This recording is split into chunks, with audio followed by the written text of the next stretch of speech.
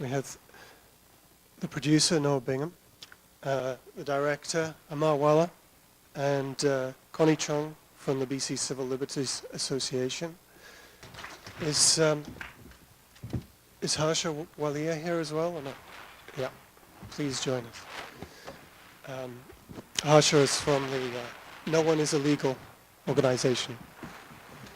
I'd like to invite each of our panelists here to introduce themselves and just tell us a little bit about why they're here. Thanks.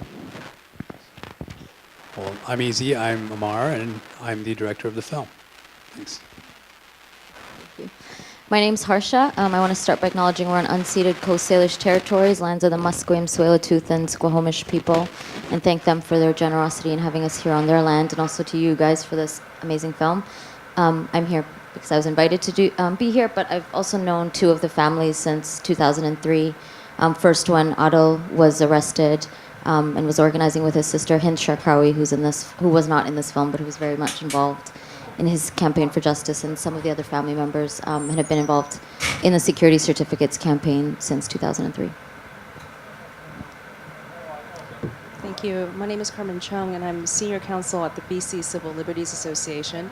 The BCCLA is a nonprofit, nonpartisan organization based here in Vancouver, British Columbia, and we've been involved in the security certificate cases at the Supreme Court all 3 times that it went up, and have been working on this issue for quite some time, and so it's really a privilege to be here at this screening of this really remarkable film. And my name is Noah Bingham, and I'm a producer of this film, cinematographer, and many other hats.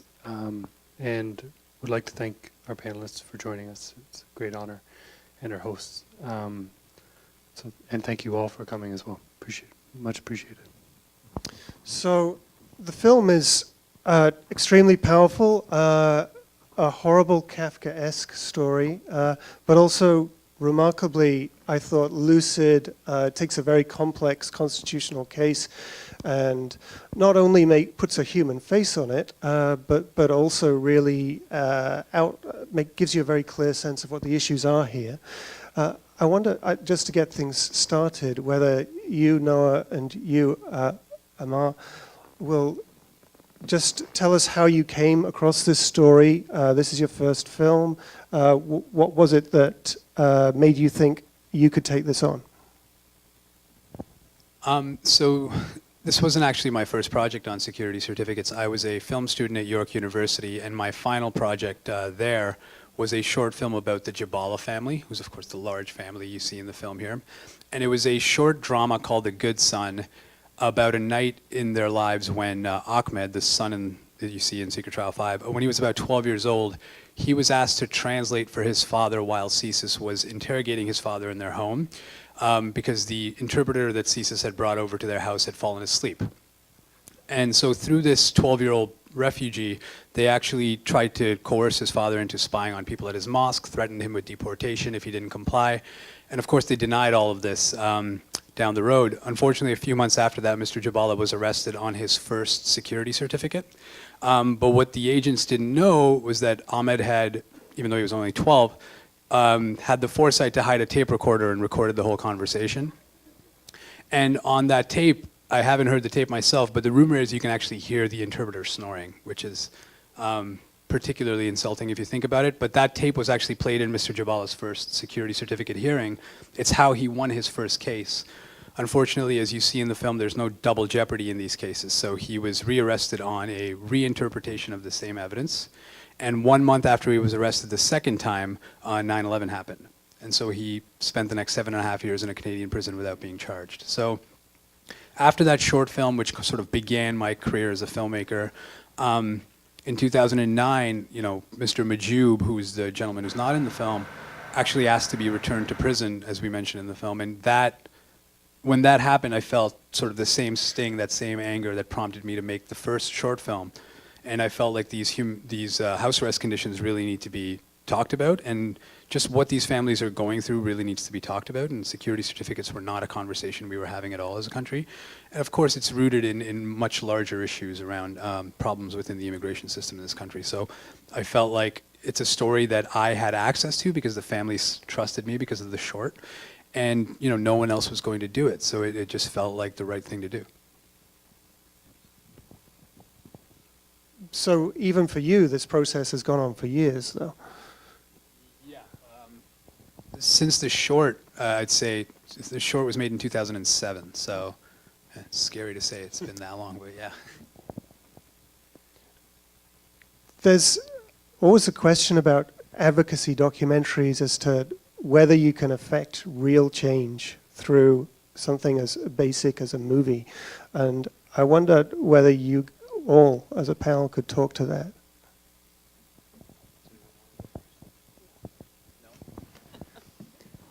I'll take a stab at that one. I mean, that's a difficult question and something we've always been turning over the years of making this film. We often get asked, the question is, are you activists? Are you filmmakers? And we certainly see ourselves first and foremost as filmmakers, and we were compelled to this story on social justice issues, but also narratively. It's incredibly painful stories and important stories to be told. I think at the end of the day, it's critical to make compelling films and then allow... We've been in contact with activists and people who've been behind this issue well before us, and the families and organizations that have supported this issue since day one, and they've really kept this issue, kept the fire burning with this issue, and it's important to acknowledge them, and that our work is to support that, and also to reach wider audience, hopefully. And I think that's also what the role is of audience members like yourselves who've just watched this film, is to spread the word, and use this film as a tool to further this awareness around this law that still many Canadians don't know about, and stories that many Canadians still don't know about, that are tied to much larger issues that we don't really discuss as a nation in Canada, and it's not really built into our identity. So, as a filmmaker, I think, story is number one, and grounding that in social issues that speak to us is integral to that as well. But I don't know, I hope I answered that succinctly. I think films can be an ingredient in change. I think they can help sort of create awareness, which is really important. But, security certificates were sort of, the work that was done around them was done long before we came along, and we had access to a bunch of incredible people who, we have something to gain from this as filmmakers and as artists. If the film does well, that's obviously going to help us in our careers. There's a lot of people that have nothing to gain other than the fact that they just genuinely care very deeply about these issues. So if this film can help them tell this story, if they can use this film as a tool, then that's something we've done that's very valuable, I think. But, films can be a part of change, and even really large mainstream documentaries, I think, can have sort of helped create conversations around issues. But I don't think a film alone can actually create change. It takes people on the ground doing that work on a day-to-day basis. Harsha, you hadn't seen the film before, is that right? What are your reactions to it? I think it's an incredible film, and thank you all for making it. The thing that struck me with this film in particular is just knowing that for so long the families have been waiting to get their story out, particularly in a way that humanizes them, right? And this film really does that, because in the case of Adil, for example, and all of the men, they've been living with the stigma that you hear about. The only thing that people know about them is the front page headlines of being Al-Qaeda, of being part of sleeper cells. And so the mainstream media picking up on that, and the stigma that they live with. And, to mention that Adil is still living with this, I don't know how many people know this, but Adil Sharkawi just 2 weeks ago was blasted in Quebec media and was fired from his job because he's now being accused of having taught 2 students who might have gone to train in Syria. So he's just lost his job in Montreal again. And so this is a never-ending reality for these men and their families. And so for me, this film is brilliant because it really does, it shows what their reality has been, what the families have lived with. The footage of, I remember meeting Ahmed Jabala when he was 10 years old and he now has kids, right? That intergenerational impact that it's had on families, and that there's a story about what the impacts of security certificates has been that has that is so much beyond the idea of the war on terror, right? Because that's been the main frame, and that's of course the backdrop within which all of this is operating. But the day-to-day of what it's meant for these families, what it's meant for Sophie and Mo, and just the horror of house arrest. When Mahjoub went back into prison, what that means, what it means to be living when your house is worse than prison, right? To sit with that, what that must look like for families where you are actually opting to go back into prison. And I remember when that story came out, some of the national media outlets used that to speculate on the fact that maybe somehow his family had turned against him, and that his family had realized that maybe he had done something wrong, and now that they no longer wanted him, right? Like these horrific twists that were used against these men and their families. And so, yeah, for me, this film is incredible to show the reality of what security certificates has meant. And to also highlight, even though it's not explicitly stated, and I don't know if that was a choice or not, but how racist it is. This is a racist piece of legislation. And to hear, Mike comment on how Guantanamo North was explicitly built for Muslim men, was built for Arab Muslim men. And to, even though it's using story, and I appreciate that, and it's not the in-your-face that organizers might use, which is this is racist legislation, I think you all really do a good job of showing how it's racist using people's lived experiences, because for me that's also the underlying reality of security certificate legislation. It's not that it's just unconstitutional, it's not that it's just against the law, but it's that the thing that allows it to operate is racism. And to remember that anti-terror legislation has been used predominantly against communities of color, indigenous communities, and Muslim communities, and that brings that out. I suppose the question was directed at Harsha, but I'm going to take a crack at it too, which is I think what is also remarkable about this film is how it illustrates that it never ends, that the government keeps going after these 5 men. It keeps trying to refine an incredibly broken system. And we see them continuing to do it even now with C-51, which actually tries to amend part of the security certificate process. I mean, consider this: 3 Supreme Court of Canada cases, 140 cases in the federal courts and the Federal Court of Appeal, all for these 5 men over the past 10 years. Some numbers for you.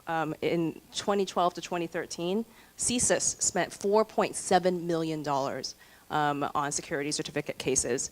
And at the end of 2013, we knew that for the 2013-2014 fiscal year, they had already spent $2.4 million. That's the CSIS alone. That doesn't include the Department of Justice, the CBSA, and all the different other agencies that are involved in maintaining security certificates. Same year, 2012 to 2013, the DOJ the Department of Justice spent $5.8 million in legal fees relating to security certificates, and over $4 million for the 2013-2014 fiscal year. And I think the important thing to keep in mind is that in 2012, there were only 3 men who were on security certificates. So that's over $10 million for these 3 men just to fight and to sustain those certificates against them.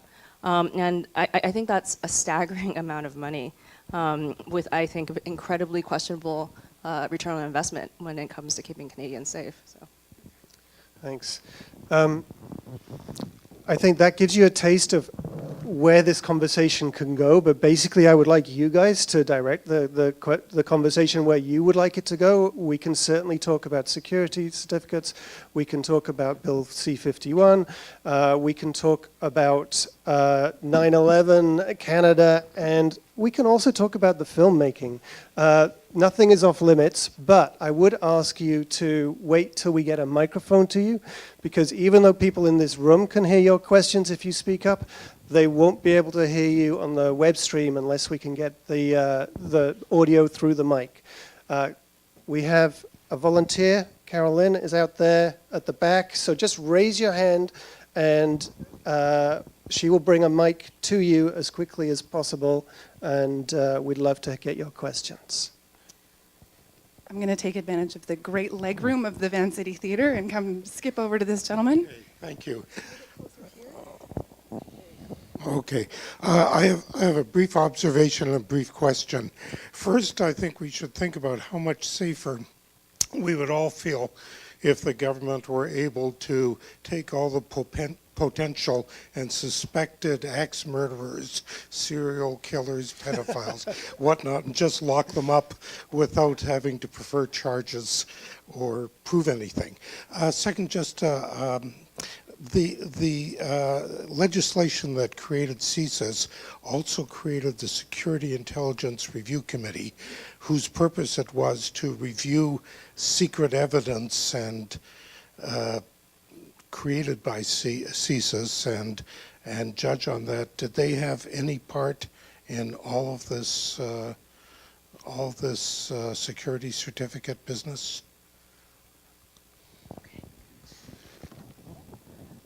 No, the CIRC's job, the Security Intelligence Review Committee's job, is to serve as an after-the-fact review, a selective review, in fact. They only review roughly about 8 of CSIS's operations in any given year, to just make sure CSIS is doing things according to what the CSIS Act allows them to do.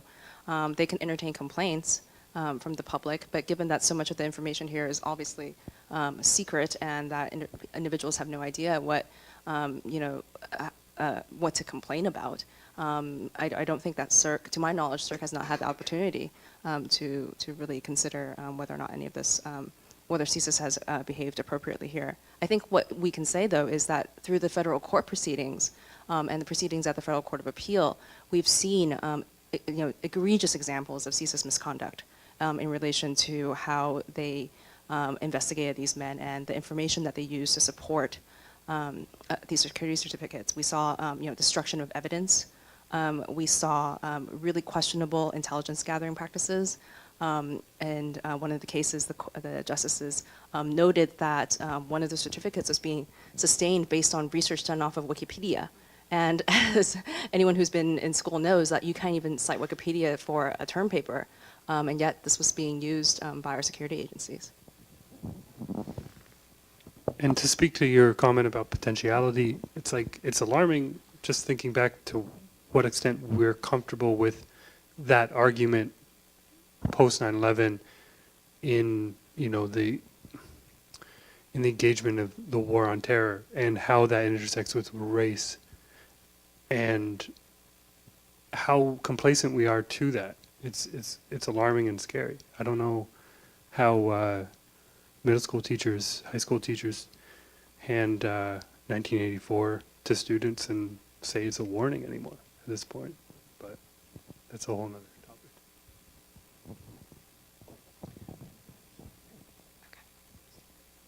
topic. My question for all of you is, what will BC 51 mean for detention and security certificates in the future? Maybe start with Carmen.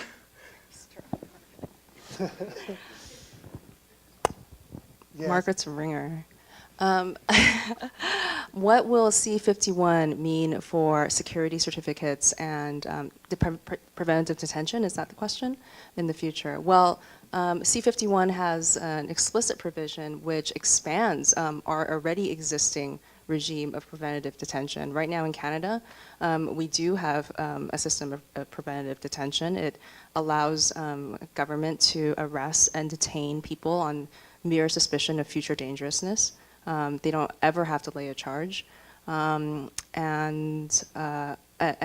what Bill C-51 does is it essentially triples the amount of time that somebody can be held without charge in a Canadian prison. And it lowers the thresholds. It lowers the burden of proof for government to place people in preventative detention, and that's incredibly dangerous. And they've given no reason at all as to why this is necessary, why this is appropriate, and why this would keep us any safer. And in fact, they've never even used the preventative detention powers that they have. So it's quite concerning. With respect to security certificates, I think that there are commentators who think, well, we're never going to see another certificate, and I think that's something that we saw in the film too. I hope that I could be optimistic about that, but C-51 explicitly contemplates a revision to the security certificate regime. The bill is over 60 pages long, and somewhere around page 60 are the amendments to the security certificate regime. And what it wants to do is to limit the ability of special advocates to see all of the evidence. And it makes carve-outs for what that type of evidence is. And that really turns on its head, the sort of incremental gains that these men have fought for over the past decade to bring just a little bit more fairness to this inherently unfair process. So it begs the question, if there wasn't an intention to use security certificates, then why fiddle with legislation? I mean, not specifically in terms of the impact on security certificate regimes, but I do think it's important, at least in my assessment, when we're talking about Bill C-51, to realize that security certificates are what have allowed for Bill C-51 to actually happen, right? So when we frame Bill C-51 as this kind of unique legislation that's been brought down by the Tories without this kind of contextual analysis of the fact that security certificates have been in place since 1991. They were actually brought in by a Liberal government, not by a Tory government, for example, that they've impacted non-citizen communities for decades, right? And so not only just post 9/11, we saw a kind of increased use of security certificates, but 27 people have been held on security certificates, and that not only security certificates, because those apply, for example, to people who are permanent residents or convention refugees, but in our entire refugee and immigration system, there's a number of kinds of ways in which people can be detained. Indefinite detention, security and admissibility hearings, there are not just 5 men who are being held in Canada in these kinds of secret limbo, but there are dozens and dozens and dozens, if not hundreds, of refugees and people who are non-citizens who are in limbo, facing security and admissibility hearings, who are facing anti-terror designations, people who are on Canada's so-called terror list and are believed to be part of Palestinian liberation organizations or part of so-called Iranian fighter, mujahideens, etc. And so the number of people who are impacted has been immense. And so I think part of what has allowed Bill C-51 to even be tabled is unfortunately our collective complacency when things like security certificates were tabled, right? Because that was seen as impacting non-Canadians. It was seen as impacting Arab Muslims. Whereas now Bill C-51 kind of widens the swath of who will be targeted. So we have environmentalists who are fighting Bill C-51, and that's amazing. We have more and more civil liberties groups than just BCCLA.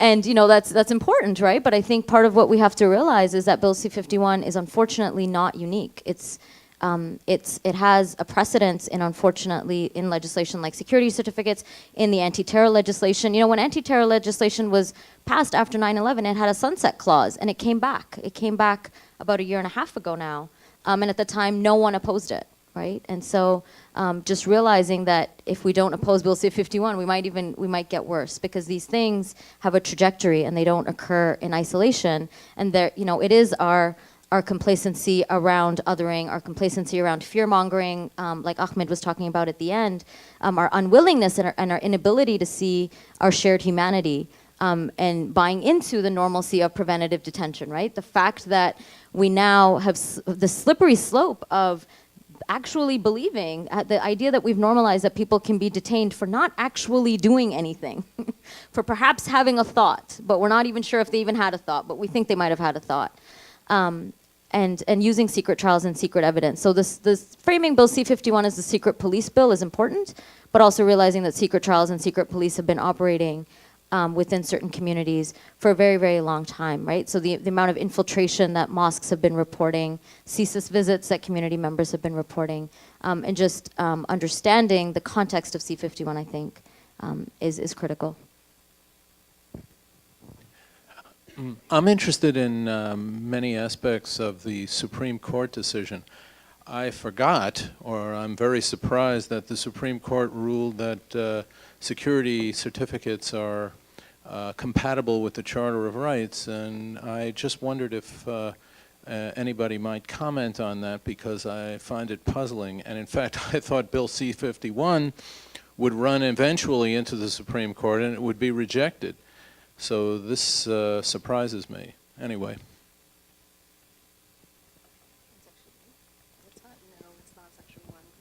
The good thing about having a lawyer on the panel is that we don't have to do as much work as we normally do. I know that's the only reason they brought me along. So I think we're talking about the most recent Supreme Court Canada decision, the Harkat decision last year, where the court eventually upheld the constitutionality of the security certificate regime. So there was sort of the key thing that was being challenged in that case was actually whether or not special advocates were sufficient to protect the rights of the named individual. And the Supreme Court of Canada said that it was, because they were allowed essentially full access to all the information except for the most national security privilege or things that were subject to cabinet confidences and things like that. But what the court also said, the court also said a couple of things. The court said that that judges who were presiding over these security certificate cases really had a duty to make sure that that as much communication as possible had to take place between the special advocate and the named person, even after the special advocate had access to the secret evidence, because that had not been happening as much as I think anybody wanted. The court also said that the judges that were presiding over these cases really had to be quite skeptical and vigilant over government claims of secrecy. The court, throughout the opinion, expressed its displeasure with what they considered to be government overclaims of secrecy, government saying things that were secret that ought not to be secret. And in fact, the Chief Justice in her decision started off the whole decision by rebuking the government for forcing the Supreme Court of Canada to meet in secret, to meet in an off-site location, saying that it did nothing to help the court understand what was happening in this case, and in fact only just created more opacity in an already very secret process. And so the court really emphasized that there was a strong necessity for each of these named men to have access to the evidence against them in a more meaningful way. Now that's the positive read of the Supreme Court's decision. How that actually plays out in the lower courts, we'll have to see in the remaining hearings but that's basically the reasoning that the court had for why they found the certificates constitutional. I'm coming. Hi. First of all, thank you very much for the film. The production values were great, in my view, and I really learned a lot about the certificates. I just wanted to say one small comment, and that is to highlight the question of racism and what's happening in the Arab Muslim community. And it's really important to know that today Omar Khadr in Edmonton applied for bail to get out. He's a Canadian citizen. He's been in jail 13 years. I think we all know his story. It's not linked directly, legally, to this case, but it's linked politically to this case, in my view, and it's very important, I think, for us to try and draw the links, and particularly around the question of Islamophobia. I mean, that's what's behind this, in my view, and I see it, as a very important question for activists. Thank you. There's another one on the back row. To ask a question I would rather not ask because the process is horrible and we should be standing up against it. But I would like to know two things. Is there anything in the public record known personally about these individuals which would suggest in any way a link to terrorism? And the second question I have is, what is the total number of security certificates that have been issued? So in terms of the total number, as Harsha mentioned, since 1991, I believe there's been 27 cases. But before that, unfortunately, we weren't able to find a lot of documentation. They've existed since the late 60s, I believe. So unfortunately, the numbers before that are very murky.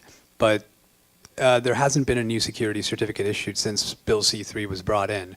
It's just been these remaining cases. So even in cases where people accused of terrorism have been non-citizens in Canada, like the Via Rail case in Ontario, those men have been charged with crimes, and the government has used the criminal code to proceed against them. So that's, I think, a positive development. In terms of, sorry, what was the first question again? I kind of blanked on that. Right, the public record. Yes, there's lots of things in the public summaries that may not be direct links to terrorism. In fact, I don't think that there's anything in the public links that actually mean that the men are terrorists. But there are certainly things that make people concerned, right? Like in Hassan Almari's case, for example, and I'll remind everyone that he's won his security certificate case, Hassan openly admitted to helping someone secure a false passport. Now that's a crime in Canada. The government could have pursued criminal charges against him for that. Instead, they chose to go with this extremely dubious route, and this is something he's been extremely open about since the day he was actually first picked up. So there's nothing from what we've seen in those public summaries that would, make us believe that there's an actual tangible link to terrorism. I believe that if those links existed, that the men would probably have been charged with crimes. The other thing is that, summaries are one thing. The basis for the evidence is never given to the public. So there's a lot of he said, she said. And the perfect example of that is, Mohammed Harkat, who unfortunately lost his Supreme Court challenge at the end of the film. The government has always maintained that Mohammed Harkat has been to Afghanistan. They've always said that. In fact, that they say that they've concluded that he has been to Afghanistan. Now, Mo Harkat says, I've never been to Afghanistan. So where do you go with that if you're him, right? Where do you go with that if you're us?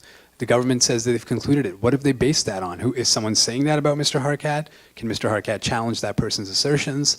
Did they record him saying it? If that's true, where's the tape? So you're basically being asked, if you're Mohammed Harkat and the others, to prove a negative, which is, of course, the fundamental flaw in all of this. We're not supposed to be doing that. So publicly, no. I mean, there's nothing. There's a lot of scary language, as you saw in the film, a lot of scary allegations, but nothing that made us as filmmakers concerned. So I just want to let everyone know that there's only about a minute left before we need to let the audience in for the next show. So if you guys want to say any closing comments or tell people what to do next. Yeah, well, I just want to thank everyone again for coming out. It's been wonderful. This cross-Canada tour has been sort of an incredible experience, and it's wonderful that it all culminated here. So thank you very much to Tom and the Vancity for having us. Thank you to Open Cinema, Connect the Docs, and the entire team for helping us have this amazing discussion. And we really hope that you will carry this conversation forward as you leave here today.